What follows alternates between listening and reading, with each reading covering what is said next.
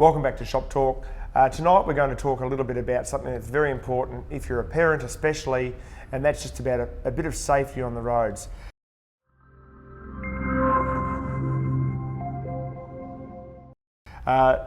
Dean, we've been running programs now for a long time for schools, and we normally do a big outdoor camp thing where you've got to go for multi-days, and a lot of schools don't get access to that.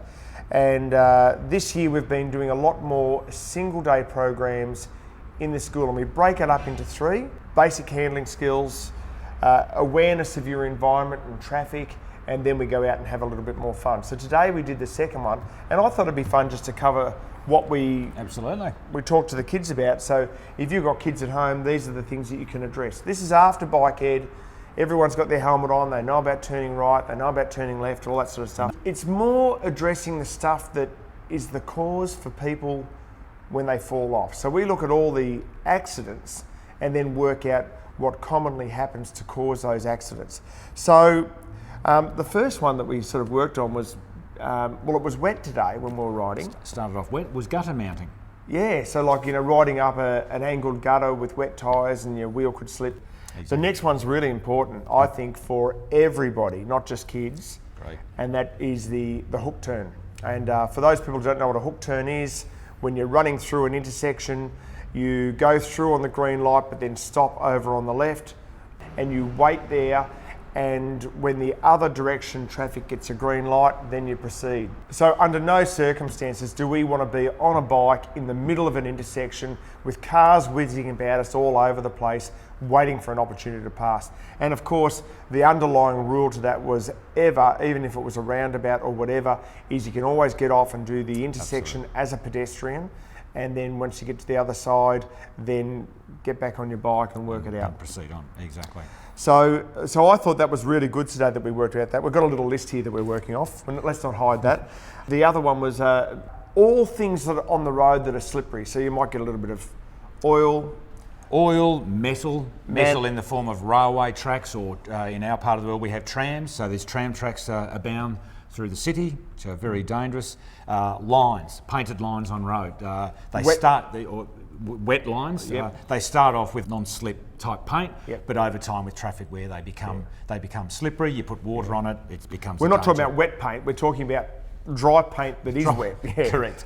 Okay. The other one too, that sort of, if there's a track going across the road and it's not going directly where you're hitting it perpendicular 90 degrees, if it's on an angle and your wheel hits it, especially if you have a narrow tyre, double especially if it's like raised or a big gap as well, triple is if it's wet. Triple. I mean, you just got to really be careful. We ride bikes with fat wheels and we ride bikes with thin wheels, and when we hit a train line in the wet, we sort of take a big loop around, make sure there's no traffic, and hit them directly straight on at 90 degrees to get through.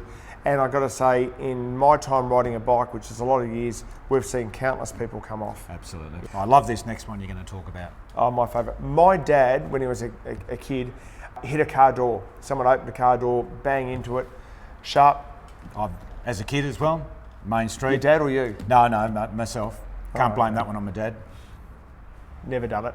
My dad warned me about it. So we asked the kids today, which is something that you can ask your kids about. We're going to give you a bit of forewarning. What are the things that you can identify about a car that might present the chance that the door might fly open? Such as? I can't remember any. No, I can. Well, you go ahead. Well, the obvious one is that there's someone in the car, in the driver's seat of the car.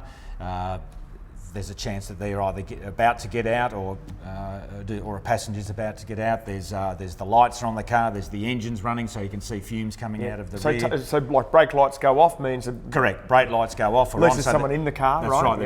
They may have just pulled up. The brake lights go off. What's the next thing they do? The door flies open to get out. So the other thing too is, like, after people park, they might do a little run forward, so you see well ahead that a car's just finished parking. Correct. So you know the door's going to open. So the things that we can do to prevent that was to just move out a little bit, so if the door flies open, you don't hit it, which means now you're out amongst the traffic, which, okay, that's got its risks as well. So one of the activities that we ran in the school was you got to ride between these two white bits of PVC, looking behind you, and we do a section of road where your eyes are closed so you know what straight is, because you don't want to be looking over to see if it's safe, and then veer out into the car or run into a parked car or something like that. So you've got to have a little bit of control to be able to look behind and then move out a little bit to make sure it's safe. The other takeaway thing from that was to really think about being aware of what's around you. Like, you know, when you're riding, we have to have all these senses about reading the road and reading the situation, sort of just being aware. A lot of kids ride along and they're more interested in doing a mono or bumping each other or talking about stuff or looking around or telling jokes. They're not actually really concentrating on what's coming up or what's coming up from behind them as well. Another thing is after our ride, we went down onto the bike path after a while to show the different choices about riding on the bike path, how safe it is compared to the road. We're on the beach, so when we're riding down the bike path, there's all these entries to the beach, and sometimes people just walk out with their dog or windsurfers or whatever and don't look. Or tractors would come out from. Well, today we had the sand cleaning tractor that picks up all the stuff and just appeared from sort of nowhere on our right. So if you're going to ride home and you're riding into the sun, then you've got to realise that the people who are driving can't see you any more than you can see what's in front of you if you've got to squint into the sun. So there are days that you really think about taking a bike path or maybe doing a different shape route or something like that that takes you away from direct sunlight. absolutely. Now the last one that we did was the last one that we did on the road. We came to a roundabout, and this is really good for adult commuters as well as kids.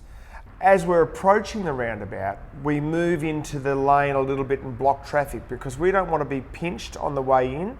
We don't want a car beside us as we're taking off because we might be taking off intending to go straight ahead and the car wants to turn left. And we also want to come out and not have a car passing us on the way out because they'll cut the corner and run a bike rider into the gutter. So we move over a little bit, claim the lane, try to get a nice quick path through, get through the roundabout, move over to the left, and everyone tangos on and everybody's happy.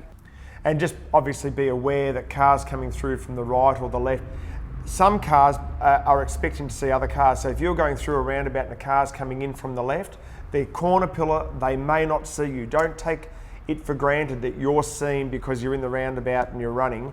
The car coming in as you're coming into the roundabout, they may not see you. So you've got to be really aware of a car coming in the roundabout, that they've made contact with you, because we want to make sure that we're acknowledged by drivers.